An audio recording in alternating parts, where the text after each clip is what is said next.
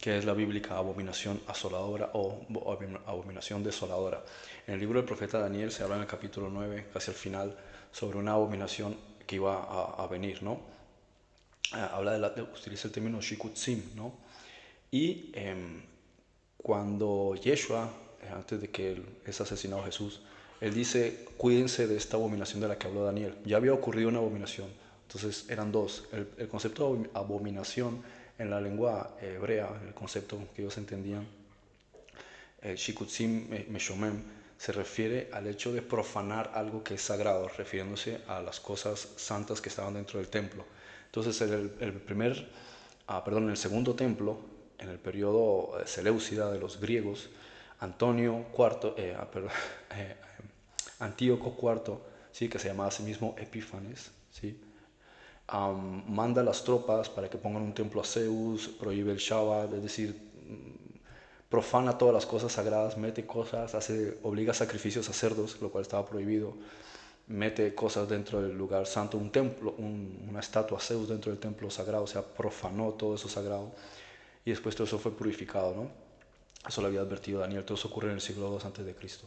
Pero él enfatiza que después de eso habría otra abominación. Entonces vuelve a ocurrir en el mismo templo algo similar, pero en este caso es algo mucho más dramático a nivel general, que es la primera guerra judeo-romana, cuando los romanos destruyen el templo. Ocurren muchas cosas horribles, como describe Tito Flavio Josefo, que se suceden durante esos 1260 días de sitio, ¿sí? A la ciudad. Se termina destruyendo el templo, se roban las cosas que hayan ahí. Lógicamente no se pudieron robar el arca del templo porque eso ya había desaparecido justo cuando los babilonios destruyeron el primer templo en el año 582, creo, si no me equivoco, antes de Cristo. Entonces, esa fue la abominación asoladora. Pero existe en la teología cristiana, en la escatología cristiana, la creencia de que eso va a ser algo futuro, que va a haber otra abominación asoladora. Para que eso ocurriese tendría que haber un templo, y no existe en Jerusalén un templo.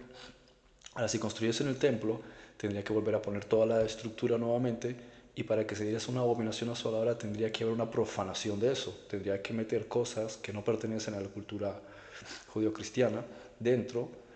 Tendría que sacrificar cosas, otros tipos de animales, tendrían que meter sacerdotes que no son de la orden levítica, tendrían que meterse gente que no tiene nada que ver ahí dentro, tendría que dar culto a otros dioses, es decir, un montón de cosas que no tienen nada que ver con la cultura hebrea y que no podrías hacer en Israel porque va a chocar completamente con su cultura, bien, o sea, la idiosincrasia cultural de ellos ahora mismo no es esa.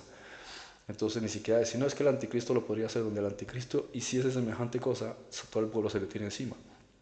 Bien, lo que él sí hace es proclamarse como si él fuese Dios y ponerse en el templo como si él fuese Dios.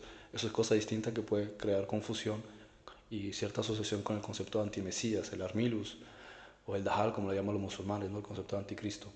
Pero no una abominación per se, porque eso ya ocurrió. Entonces, esta escatología es incorrecta, o esta interpretación de que tiene que venir otra abominación asoladora. Un sitio, sí, sí está profetizado que un sitio a Jerusalén, una guerra, el concepto del valle de Josafat, la guerra de Armagedón, pero esas son cosas que ocurren en la periferia de Jerusalén y en la parte norte, en la zona de Megiddo, que es una cuestión militar, pero no es una profanación, ¿sí? Del lugar santísimo, porque no está, y aunque estuviese, no llegarían, no hay ninguna referencia bíblica que diga que el lugar sería profanado en esos términos, porque es un conjunto de cosas, no es que simplemente llegue un terrorista y se meta al templo, no, porque eso la gente le tira piedras.